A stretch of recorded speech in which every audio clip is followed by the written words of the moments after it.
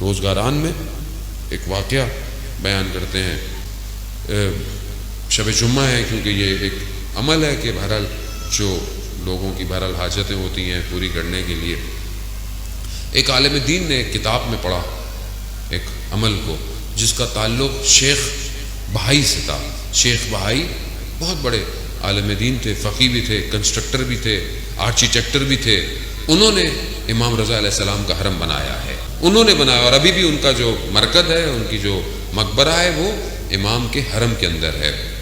کہتے ہیں کہ جب یہ حرم بن رہا تھا تو انہوں نے جو کام کر رہا تھا اس کو ایک تعویذ دیا تھا، اور یہ کہا تھا کہ یہ جو حرم کا دروازہ بناؤ تو یہ تعویذ دروازے کے اندر رکھنا، پھر دروازے کو مکمل کرنا۔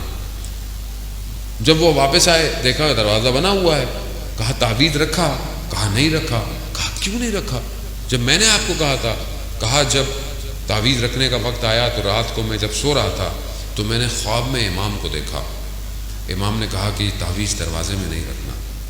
کہا 1 دن 2 دن 3 دن جب میں نے امام کو دیکھا تو میں سمجھ گیا کہ امام نہیں چاہتے یہ تعویذ دروازے میں ہو۔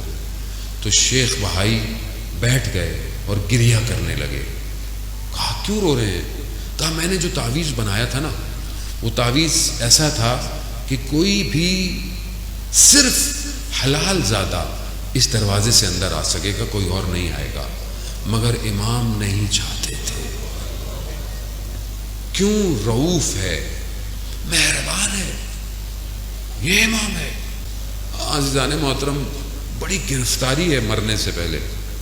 شب جمعہ ہے نا، میں اس لیے یہ بات عرض کر رہا ہوں، قبر بڑی اندھیری ہے، امام رضا روشن کر سکتے ہیں قبر کو، کیونکہ امام نے خود فرمایا جو میری زیارت پہ آئے گا میں 3 جگہ اس کی زیارتوں میں ہوں گا۔ شب جمعہ شب مغفرت ہے، شب دعا ہے، اور آج کی رات شب یعنی جمعرات سے جمعے تک، عصر جمعے تک جو ہمارے مرومین ہوتے ہیں ان کی روحیں آتی ہیں اور وہ ہماری طرف نگاہ کرتی ہیں کہ یہ میرا بیٹا، یہ میری اولاد، یہ میرے جاننے والے، یہ میرے ماننے والے میرے لیے کیا کر رہے ہیں۔ اور اگر انسان غفلت میں ہو تو یہ روحیں ناراض ہو کے چلی جاتی ہیں اور پھر آپس میں بھی گفتگو کرتی ہیں، تمہیں کیا ملا، تمہیں کیا ملا۔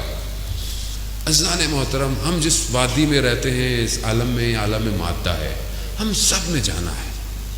اگر آج ہم اپنے محرومین کو کچھ بھیجیں گے تو کل ہمارے لیے بھی کوئی کچھ بھیجے گا۔ کچھ نہیں کر سکتے تو ایک فاتحہ، کوئی صلوات، کوئی درود، کچھ نہ کچھ ضرور دیا کریں، کچھ نہ کچھ ضرور دیں۔ اور یہ جب دیں گے تو ان کو اسی کی ضرورت ہے۔